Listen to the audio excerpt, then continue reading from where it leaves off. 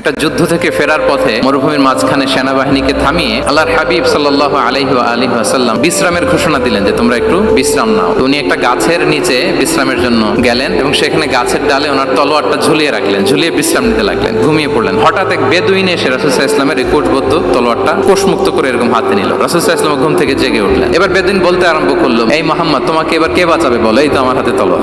সাথে সাথেই আল্লাহর হাবিব সাল্লাল্লাহু আলাইহি ওয়া আলিহি ওয়াসাল্লাম উনি উত্তরে বললেন আল্লাহ।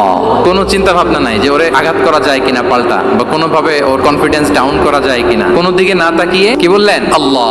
সব সময় তিনি আল্লাহ কেন্দ্রিক ছিলেন। গারে সাউরে যখন আল্লাহ রাসূল সাল্লাল্লাহু আলাইহি ওয়াসাল্লাম এবং আবু বকর রাদিয়াল্লাহু তাআলা আনহু ওনারা আশ্রয় নিয়েছিলেন রাত্রিবেলায়। কুরাইশরা যখন খুঁজতেছিল, আবু বকর রাদিয়াল্লাহু তাআলা আনহু বলেন যে কুরাইশদের পা দেখা যাচ্ছে, ওরা যে হেঁটে যাচ্ছে, একটু উকি মারলে আমাদেরকে দেখা যায়। রাসূল সাল্লাল্লাহু আলাইহি ওয়াসাল্লাম আবু বকর রাদিয়াল্লাহু তাআলা আনহুকে বলেন যে আবু বকর, চিন্তা করো না, লা তাহসান ইন্নাল্লাহা মা'ানা। আবু বকর, চিন্তা করো না, আল্লাহ আমাদের সাথে আছেন। সুবহানাল্লাহ।